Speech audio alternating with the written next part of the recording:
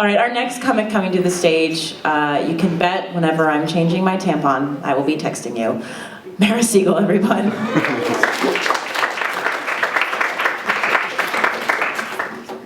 lot of emotions are happening right now. I can't handle it. All right. So I decided that for my last set of the year, I was gonna update you guys on some jokes that I did throughout the year. Most of you, a lot of you come to all of them, so I'll tell bits and pieces, but then I'm just gonna give you the updates.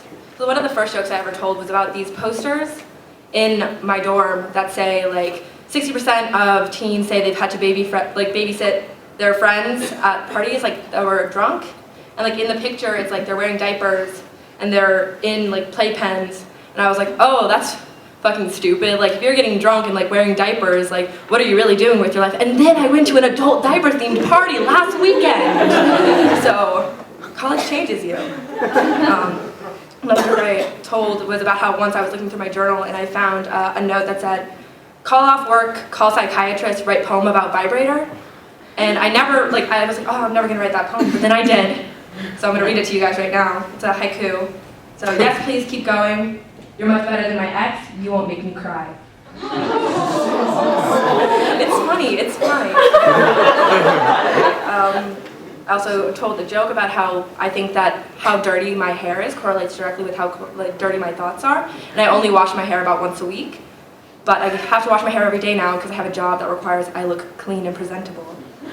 So it's fine. My family used to, they think that my sexual identity is to spite them. That's still true. Also, an early joke of mine was about dog spotting and how passionate I was about it. I have since left the dog spotting Facebook group because things got too competitive and I didn't feel welcome in the community anymore. It really changes you. Okay, before I do my last update, I'm going to read you something that got written to me early this year, but before one of the first times I ever performed, by Vice President Ryan Gavis, who I also call Father, to any of you who are wondering. Okay, and it's called Ryan's Guide to Making It in Stand-Up.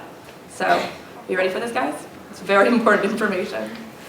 Eat asparagus in the morning before you perform. The idea that your pee will smell funny will occur to you while it's doing stand-up, and it will remind you of funny things. Hey, life's goofy. Live it up. Live for the moment. That's the first piece of advice.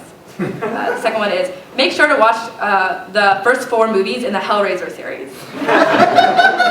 The first one is good if you digest it for a while. And the second one seems like it won't be as good, but the climax makes it considerably better. 3 is more funny than scary, and 4 is a fucking mess. But it's worth it to see Adam Scott's first on-stage appearance. He plays this piece of Euro trash that time travels and eventually gets disemboweled by a she-demon who also time travels, also underlined. A boy jokes about racism. Learn to appreciate a fair amount of cheeses. I'm talking Colby Jack, Brie, Bruschetta, Parmesan, Gouda, I don't know this one, cheddar, and then in parentheses, optional, and parentheses, and countless others, cheeses, the shiz. Since then, I've gone vegan, so I'm sorry that I won't be following that piece of advice. And then he said, and that's all. You'll be a star comedian. Have fun with it out there. Love, Ryan Gavis. Thank you for that. It's very, very sweet, and it doesn't make any sense. I appreciate it. And the last update I have for you guys is that Smash Mouth has still been a band for 20 years. That is true. And they also announced another tour, 3 days ago, guys. Smash Mouth is still continuing and going strong. Thank you for your time, and thank you for this year. I love you all.